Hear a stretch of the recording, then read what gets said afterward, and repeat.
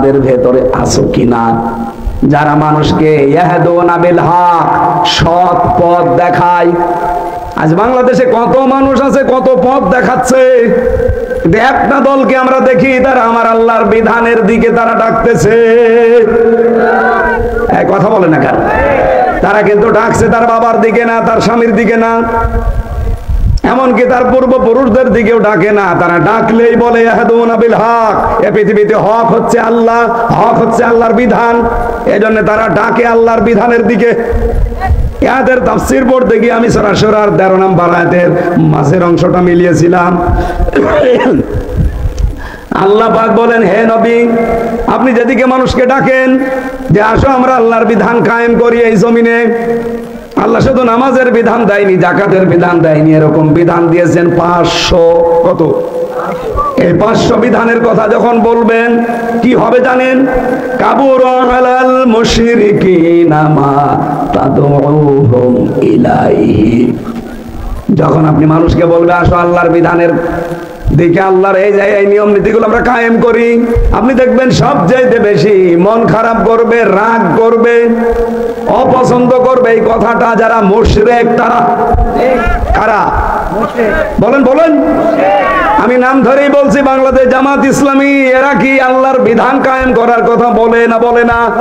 তাহলে এদের এই কথা শুনলে যারা বলে যে এটাও আমাদের মতো রাজনীতি, এরা কথা শুনলে বলে যে এটাও আমাদের মতো ধান্দাবাজি। আরে এরাটাকে আল্লাহর বিধান কায়েমের জন্য আল্লাহ বলছেন এই কথা বললে রাগ করবে, মন খারাপ হবে, উল্টা পাল্টা ফতোয়া দেবে যারা মুশরিক তারা। তাহলে আপনি কি মুশরিক? এই বাংলাদেশে এখন তো মুশরিক কারা এটা প্রমাণ হয়ে যাচ্ছে। প্রশ্ন আসতে পারে, কই আমি তো শিরিক করি না, আমি তো মুশরিক না। আপনি টের পাচ্ছেন না? আপনি মুশরিক কিনা আপনি টের পাচ্ছেন না?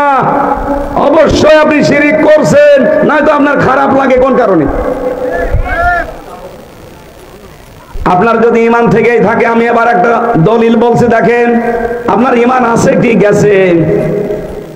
নবীজি বলেন ওযু করলে যেমন ওযু ভেঙে যায়, নামাজ পড়লে যেমন নামাজ ভেঙে যায়, ঈমান আনলেও মানুষের ঈমান ভেঙে যায়, নষ্ট হয়ে যায়।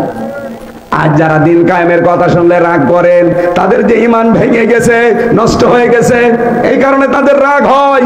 আপনি মিলাবেন এই 10টা আপনার ভেতরে থাকলে, আপনি ঈমানদার দাবি করলো ঈমান নেই, আপনি বেঈমান, আপনার ঈমান ভেঙে গেছে, নষ্ট হয়ে গেছে। 1 নম্বরে আল্লাহর ইবাদতে কাউকে শরীক করা। এখন ইবাদত কি? খালি নামাজ পড়া ইবাদত? রোজা রাখা ইবাদত? বলেন বলেন। আল্লাহ পাক এই পৃথিবীতে ইবাদত হিসাবে দিয়েছেন যাকাত। আপনি সেই যাকাতের বিধান মানেন না, নিয়ে এসেছেন ওর পাশাপাশি সুদ। তাহলে এটা আল্লাহর সাথে শরীক কিনা? এদেশে নেই শরীক। 2 নম্বরে, হ্যাঁ এটা দলিল পাবেন সূরা নিসার 48 নম্বর আয়াতে, সূরা মায়েদার 72 নম্বর আয়াতে, ইন্নাল্লাহা লা ইয়াগফিরু আন ইউশরাকা বিহি ওয়া ইয়াগফিরু মা দুনা যালিকা লিমান ইয়াশা ইন্নাহু মান ইউশরিক বিল্লাহি ফাকাদ হারামাল্লাহু আলাইহিল জান্নাহ। 2 নম্বরে পেয়েছি আল্লাহ ও বান্দার মধ্যে কাউকে মধ্যস্থকারী যারা বানায়, এটা সূরা ইউনূসের 18 নম্বর আয়াতে আছে। এটা পৃথিবীর অন্য কোন দেশে না থাকলেও বাংলাদেশে আছে। এরা আমরা ধরেই বসে আছে যে বাবা ছাড়া আল্লাহ পাওয়া সম্ভব না, অথচ কোরআনে 13টা আয়াত আল্লাহ নাযিল করেছেন প্রায় একরকম। 13টা আমি পেয়েছি, আরো যারা বেশি গবেষণা করে আরো বেশি পাবেন। কোরআনে কারিমে আল্লাহ বলেন আমি এবং আমার বান্দার মাঝে কোনো দালাল লাগবে না, কোনো মাধ্যম লাগবে না, সরাসরি তোমরা আমি আল্লাহকে ডাকবে। আলাইসাল্লাহু বিকাফিন আবদা, আমি কি আমার বান্দার জন্য যথেষ্ট না যে দালাল ধরা লাগবে? হ্যাঁ কথা বলেন না কেন? কত পীর নামে ভণ্ড কলঙ্ক, তারা দালাল হয়ে বসে আছে, মধ্যস্থ করবে উনি। আল্লাহ আমার মালিক, আমি তার বান্দা, এর মাঝে মধ্যস্থকারী কেউ লাগবে না। যারা মনে করেন তাদের ঈমান ভেঙে গেছে। এটাকে আমি বানালাম না, কোরআনে আছে। সূরা ইউনূস কত নম্বর আয়াত বললাম? 18। লিখে নেন, তুলে নেন। রেকর্ড হচ্ছে বাড়িতে, মিলাবেন যে আপনার ঈমান আছে না গেছে, আপনি নিজেই টের পাবেন। 3 নম্বরে কাফেরকে যারা কাফের মনে করে না, সূরা আলে ইমরানের 28 নম্বর আয়াতে আছে। 4 নম্বরে মুসলিমদের বিরুদ্ধে মুশরিকদেরকে যারা সমর্থন এবং সহযোগিতা করে, যারা বলে আমরা শরিয়া আইন বিশ্বাস করি না, এরা মুশরিক কিনা বলেন তো, বলেন বলেন। বাংলাদেশে কত আলেম নামে জালেবাজ ইসলামপন্থীদের সমর্থন করে না, করে মুশরিকদের। তাদের ঈমান আছে না গেছে? আমি মনে হয় এটা বানালাম না। এর দলিল হচ্ছে সূরা মায়েদা 51 নম্বর আয়াত, সূরা তাওবা 23 নম্বর আয়াত। বাড়িতে মিলিয়ে দেখবেন তাফসীর সহ। 5 নম্বরে জাদু করা এবং জাদু শেখানো, জাদু শিক্ষা করা এবং শেখানো, দুইটা করলে ঈমান চলে যায়, নষ্ট হয়ে যায়। সূরা বাকারার 102 নম্বর আয়াতে আছে। 6 নম্বর দ্বীনের কোনো বিধান নিয়ে যারা ঠাট্টা বিদ্রূপ করে, এটা তাওবায় আছে, সূরা তাওবার 65 66 নম্বর আয়াতে। 7 নম্বরে দ্বীন ইসলাম থেকে যারা মুখ ফিরিয়ে নেয়, সূরা সেজদার 22 নম্বর আয়াতে আছে। আমান আরাদা আন যিকরি, না আমান আসলামু মিম্মান, না ওটা না, সাতা মনে আসে না আমার কাজের সময়। আমান আসলামু মিম্মান যুক্কিরা বিআয়াতি রাব্বিহি সুম্মা আরাদা আনহা ইন্না মিনাল মুজরিমিনা মুনতাকিমুন।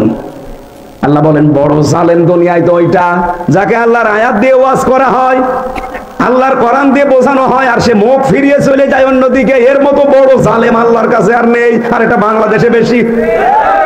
আমি যা ওয়াজ করছি এ কি আমার নিজের কথা না আল্লাহর কথা?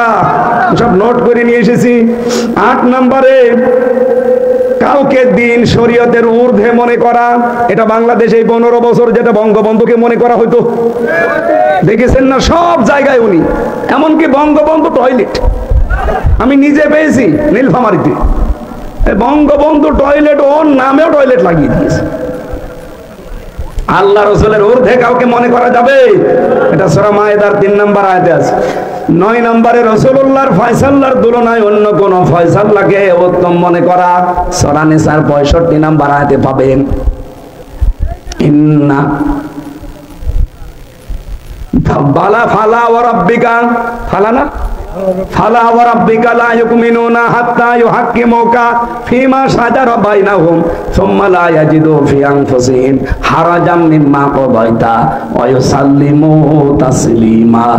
10 নম্বরে মুহাম্মদ রাসূলুল্লাহর আনিত বিধানকে অপছন্দ করা, এটা পাবেন সূরা মুহাম্মদের 9 নম্বর আয়াতে, সূরা নিসার 64 নম্বর আয়াতে। আল্লাহ পাক যে বিধান নবীজির মাধ্যমে আমাদেরকে দিয়েছেন, তার তুলনায় যদি অন্য কোন বিধানকে কারো ভালো লাগে, পছন্দ হয়, তার ঈমান আছে না গেছে? এই বাংলাদেশে এবার আপনি মিলান এই 10টা, আমার মনে হয় 100 জনের বহু মানুষের ঈমান আর নেই, ভেঙে গেছে।